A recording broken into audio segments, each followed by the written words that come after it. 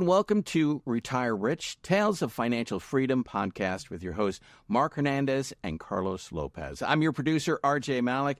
And Marc, you're by yourself today, but you do have a special guest. Why don't you introduce her and explain why Carlos is not hanging with us today? Well, Carlos is on a much-deserved vacation.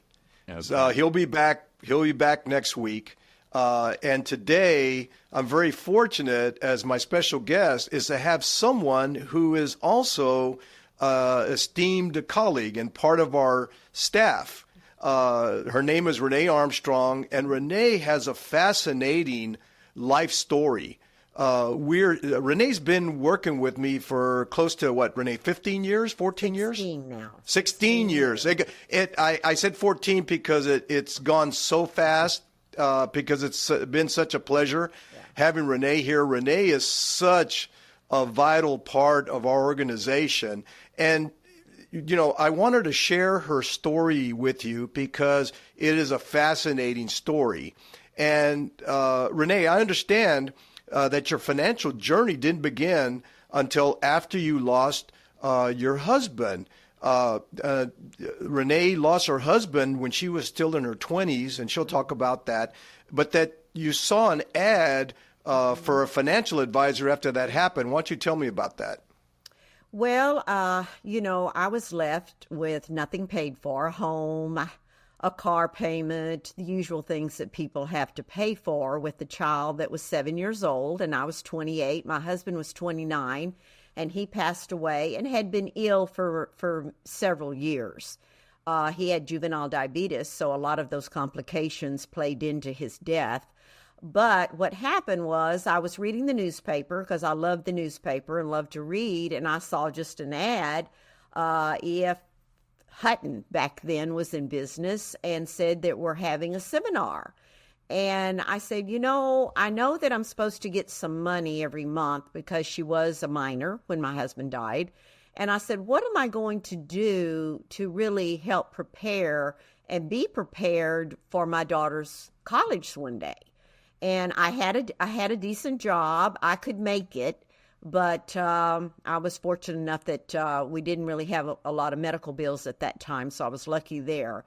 So I went to the Galleria area, which I had never been to, never heard of, because I lived on the north side of Houston at the time. And I walked in, and there was these people that they were all my age, and I was 28 years old. So, of course, I backed out and said, I don't think I'm at the right place. And this lady was about 35 years old, and she was a financial advisor holding the seminar. And she said, no, you can come in and I will see you later, but don't worry, you can sit down here with us. So, like Marc knows me, next thing you know, I'm feeding these old people coffee and donuts so they could talk about their own money. But when they left, she sat down and she was very patient. You don't forget these people. You really don't, because she sat down and started saying, what is your goal? What are you trying to accomplish? Which is a lot what Marc does when he sits down with people, of course. I said, I just don't know at this point what to do. I said, I know I'm going to get this money. I think I can make my bills, but this Social Security money, I need to send to somebody to prepare for my daughter's school later. So she helped me with a mutual fund, which back then was called the American Comstock Mutual Fund. I remember the name. And I started sending her that check every month. And I did that, and I really didn't touch that money until she was in high school and I needed to buy her a car. And I really called her up and I said, hey, Lisa, I need some money because I need to buy my daughter a used car. She goes, well, how much do you need? I don't know. It's maybe $5,000 back then. I'll send you the check. It's okay. And, that's what I did with the money. But actually, we did not have 529 or college plans back then. So that was the option she gave me at that time. Of course, everything's changed now. But I can tell you that got me through almost all of her college. And I never forgot that. So you had a relationship with this advisor that started when your daughter was 7 years old. Right. And basically you kept this relationship till she went to college. Yes, absolutely. So what was it about her that made you maintain that relationship for that long period of time? Well, for one reason, I sent her money until the money stopped at 18, because that's when that money stops, and you don't get the checks anymore.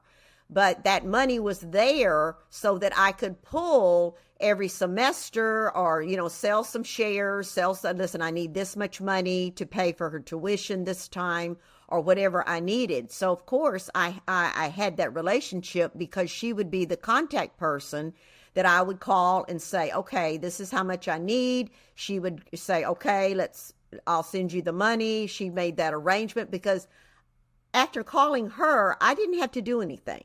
I just would call her, and she and I would get together and make those transactions happen so that I would have that money available. So the funds, the program she set up for you did meet your goals. Did allow you to buy a car for your daughter. Yes, it allowed you to help pay for her college. That's so right. It was a very successful fiduciary relationship. Absolutely. Had I not done that, when money is put in your bank, it's gone. We all know. So I made sure that I did that automatically, where I would send that every month. That was like a bill to me.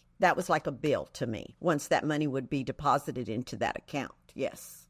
Mm-hmm. And now we have the convenience of setting up programs like that for our clients, where it just comes directly from their accounts. Yes. You don't have to physically send a check. Exactly. So it makes it a lot easier. And now the next part of your financial journey started when you started working for the county, Harris County, there in Houston. Right. So tell us a little bit about that, and also what type of benefits did they have for you there, and also what kind of financial planning did you do when you're working there for the county? Well, I was very fortunate, because you had no choice at these type of organizations that you work for, like a county, city, government entities, because they take it out of your check. Retirement is taken, 7% of your salary is taken away every payday. You don't get a choice. So that was put into a pension plan, which of course that county would match at a certain point, much like a 401k for the most part. But we were not allowed to touch it back then at all until we either left the county and drew the money out, our part, which you would lose, or you wait until time that you can draw it out with your matching with that.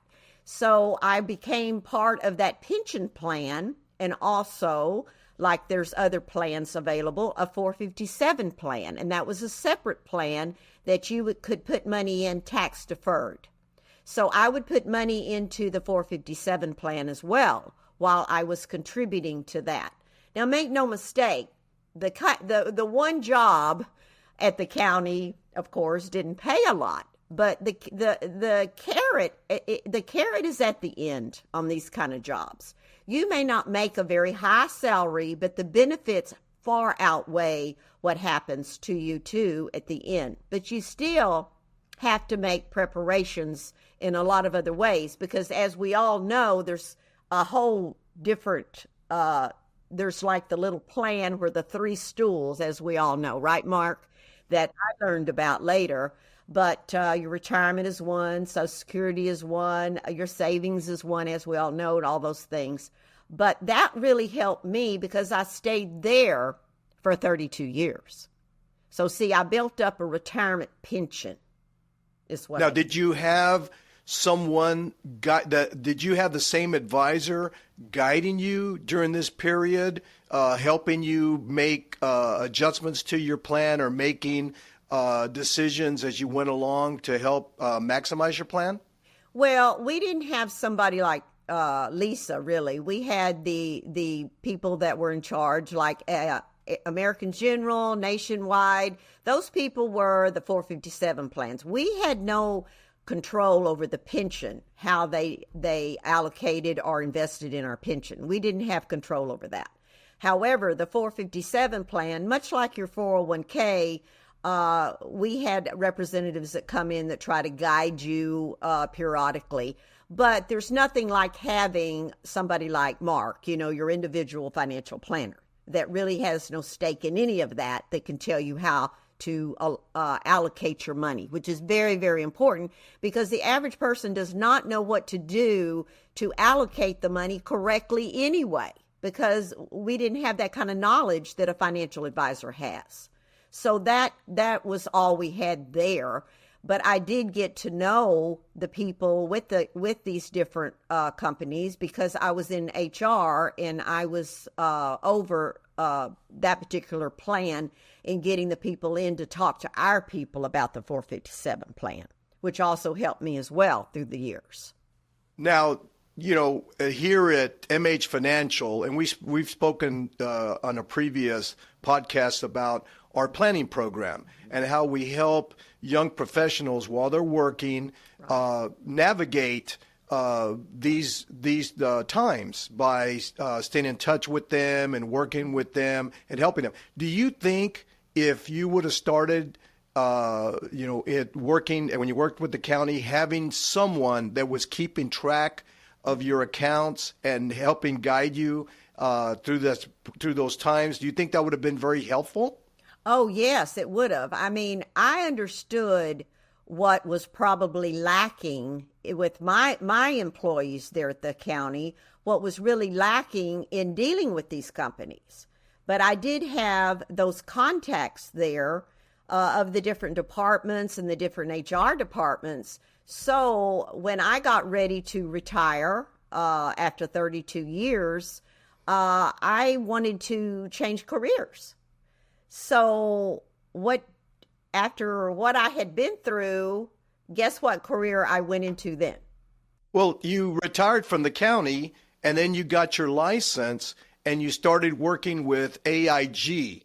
Okay, so again, this working and being very interested in your own benefits prompted you to go get into the financial services business. Tell us about that transition from working for the county going into the financial services industry. Well, what happened was I had been talking about retirement, and of course I had the contacts with everybody at the county and the contacts with the people with the different companies that did service our 457.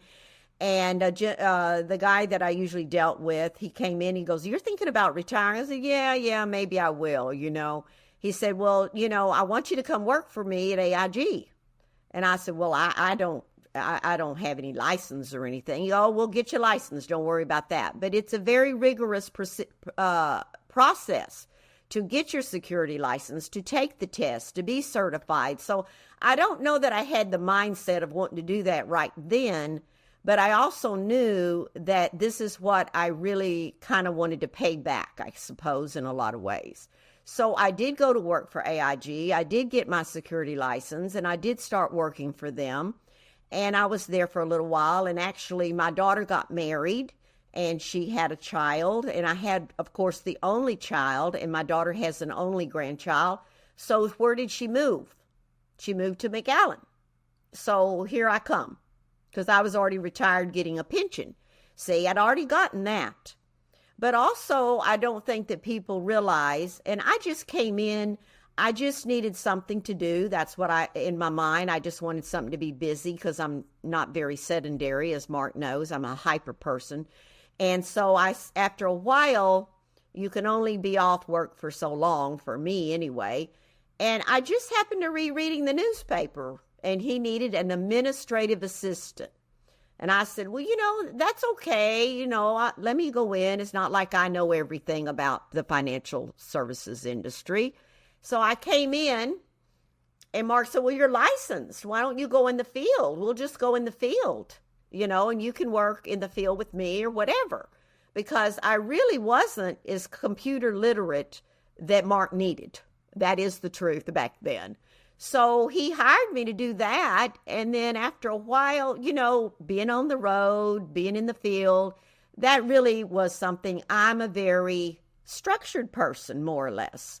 And I like to come in, do my work, and I don't really want to be on the road like you have to be sometime. But I've been with him 16 years. But I still, like Marc and I both know, I still learn something every single day by working with him. Well, the one thing we noticed about you right away was that you're such a people person. And the person, when you're working at the county, when that manager recruited you into the financial services industry, he saw that was your primary gift, is that the way you associate with people and the way people gravitate to you. And what we saw, we knew we wanted you to be part of our organization, but we didn't know exactly where you would fit. But I think we had a conversation one day. I said, I've got good news and bad news. Mm-hmm. The bad news is you're not going to be in the field anymore. But the good news is I want you to be our full-time administrator. I think you would be excellent at that job. And I will tell you this, the compliments I get in the field for what you do is, and you never believe when I tell you, I would say a majority of our clients will say, Marc, that Renee is wonderful. You're lucky to have her. She's the greatest. And I'll tell them, I wish I had a nickel for every time someone said that, because of course I'd be more wealthier. But the thing is that I come and tell her, and she'll say, no, you're making that up or whatever. So I've actually arranged lunches or dinners where she'll attend with a client so they can tell her face to face, how important she is to our staff, and she is so important. But starting out as a widow at 29, making and how many people, Renee, would take that money from Social Security that your daughter would have gotten, and they would have used it just for household expenses, right? I mean, but you made the decision to apply those funds for her education. Now, just to let you know, Renee didn't say this, but her daughter is one of the most successful pharmaceutical executives in this country. And she and just what Renee, that decision she made has created, and her daughter from a financial standpoint is very well off. So we're very proud of her. I know Renee's very proud of her.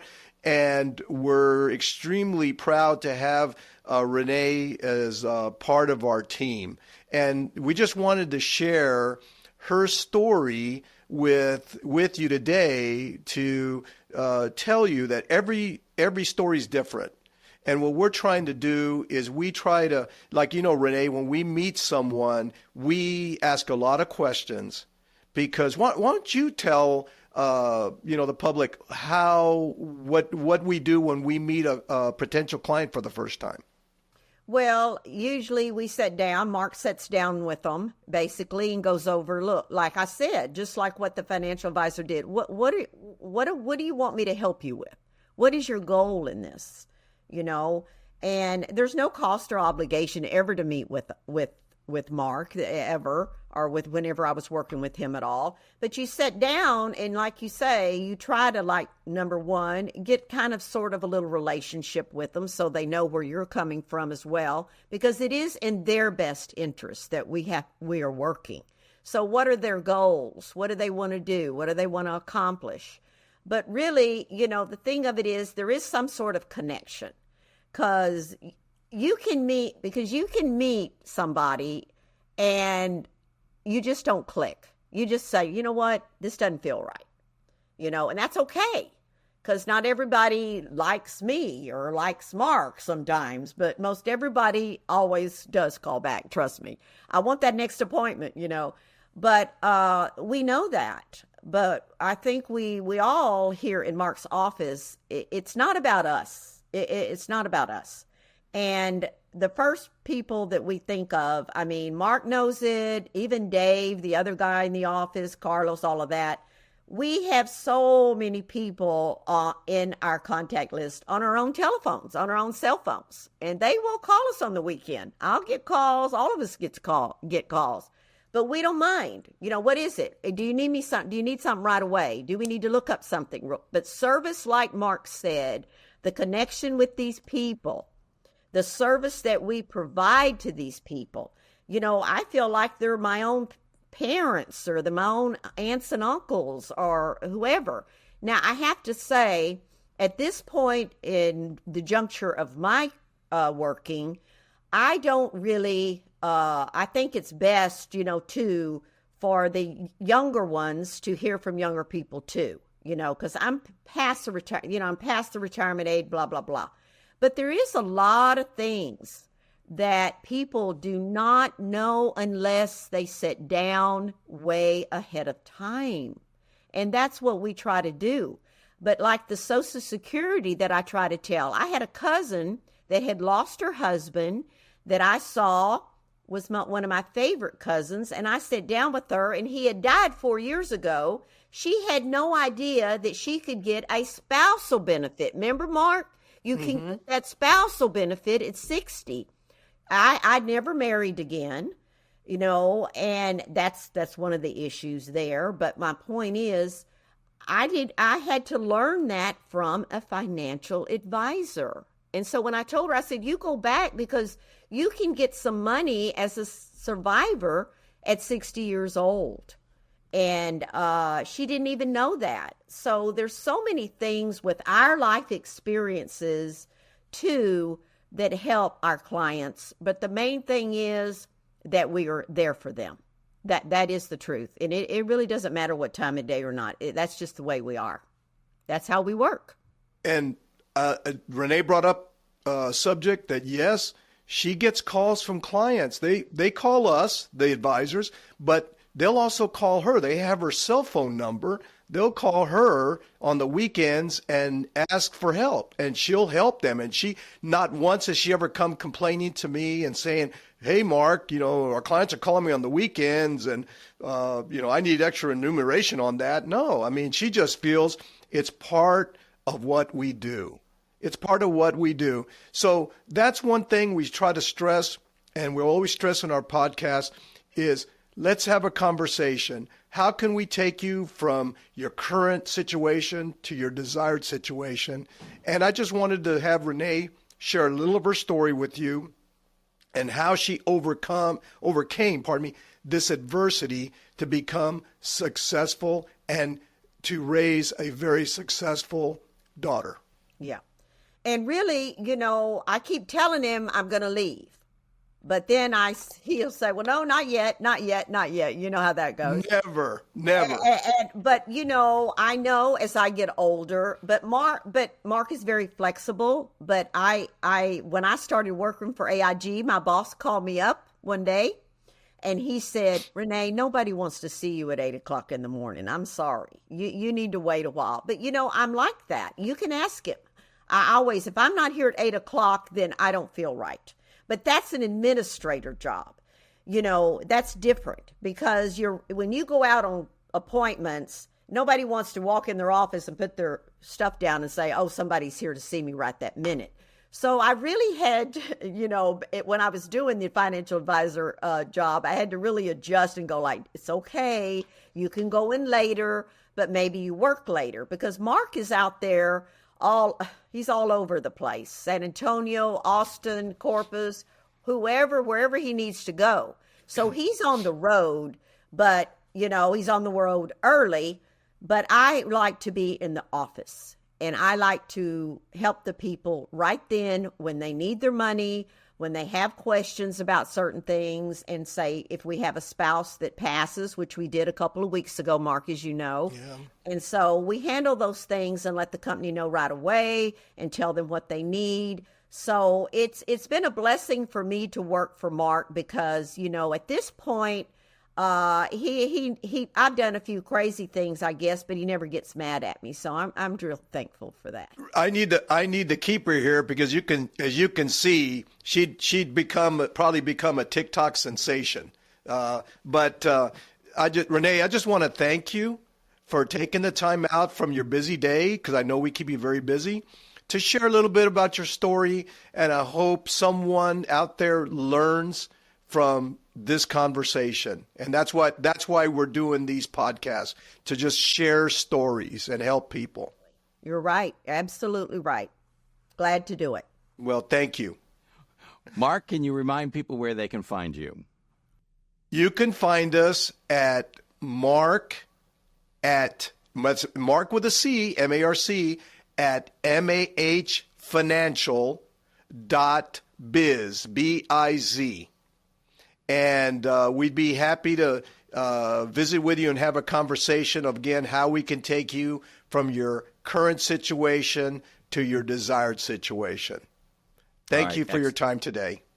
Excellent. All right. Looking forward to your next podcast, and thank you for listening to today's Retire Rich, Tales of Financial Freedom podcast. Please like, follow, and share this podcast with friends and family. Until next time, for Marc and Carlos, I'm R.J. Malik. Thank you for listening to Retire Rich, Tales of Financial Freedom. Have questions about topics covered during the show? Visit our website at www.mahfinancial.biz or give us a call at 956-994-0407. Don't forget to click the follow button to be notified when new episodes become available. Investment advisory services and financial planning services are offered through Simplicity Wealth, LLC, an SEC-registered investment advisor. SEC registration does not constitute an endorsement of the firm, nor does it indicate that the advisor has attained a particular level of skill or ability. Insurance, consulting, and education services offered through M.A.H. Financial. M.A.H. Financial is an unaffiliated entity from Simplicity Wealth. Clicking the like button does not constitute a testimonial for or an endorsement of our investment advisory firm, any associated person, or our services. Clicking the like button is merely a mechanism to circulate our page. Like is not meant in the traditional sense. In addition, postings to our page must refrain from recommending us or providing testimonials for our investment advisory firm. Because the SEC and state securities regulators generally prohibit testimonials, any such postings are subject to swift removal. The views expressed herein reflect the views of Marc Hernandez and Carlos Lopez as of the date referenced. These views may change as conditions change. The views expressed herein are not intended and should not be construed as investment advice, and they do not address any individual's specific situation.